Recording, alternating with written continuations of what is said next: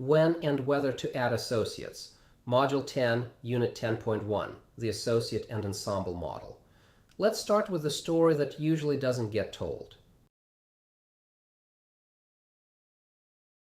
At some point in your practice, if things are going well, someone's going to tell you it's time to hire associate coaches. The idea feels natural. You've maxed your own client load. There's demand you're turning away. You need to grow. What happens less often is the honest version of that conversation. What adding an associate actually costs you, where the margin really goes, and what you're taking on that you cannot hand off. That's what this video covers.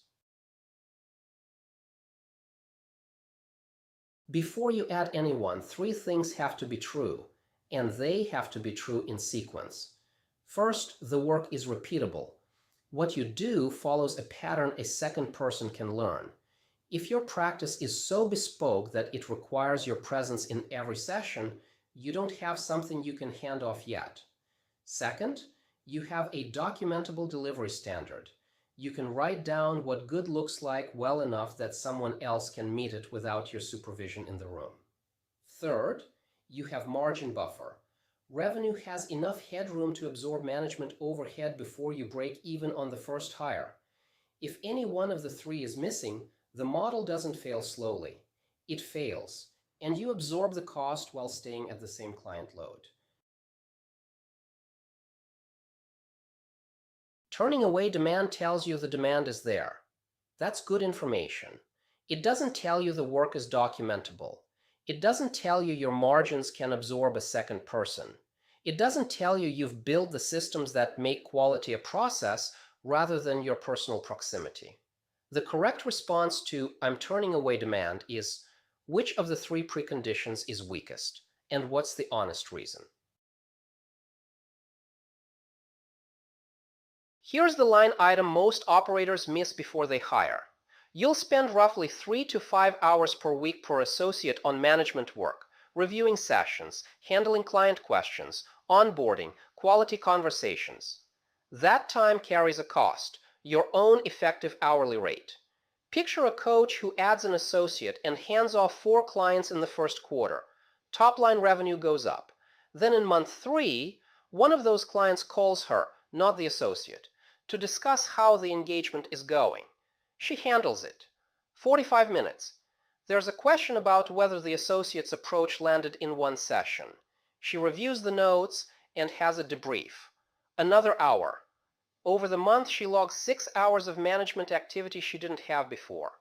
The margin from the associate's clients after the fee split is real. But it's not the multiplier she imagined when she thought, "I'll just scale my work through other coaches."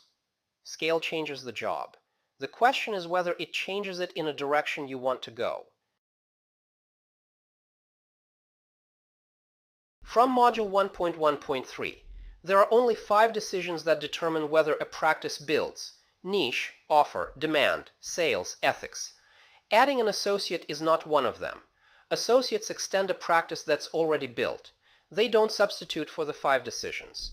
If any of those 5 are still unsettled, adding a second person accelerates the unsettled state. The sequence matters. Build first, then extend. Here's the difference between a coach who's ready and one who isn't. A coach who runs a specific kind of organizational team coaching engagement has built a delivery standard over 2 years. A detailed protocol, a quality checklist, a debrief template, an onboarding process for clients. He's done the engagement 30 times and can describe the work precisely. When he adds an associate, the management overhead is substantially lower because the work is documented. The associate knows what good looks like before they walk into a room. That's associate readiness, not demand, not capacity pressure. Repeatability, documentation, margin buffer, all 4, not 2 of 4. Pause here and run a quick calculation. Take your current capacity ceiling revenue, what you'd earn at full client load with your solo practice. Now, estimate 3 to 5 hours per week for associate management. Multiply by your own effective hourly rate. That's your weekly management cost. Does the associate's revenue share, net of their cut, cover that number? By how much and at what engagement load? You don't need perfect numbers. You need the shape. The shape tells you whether the model earns its keep at your current stage, or whether the 5 decisions need more work first.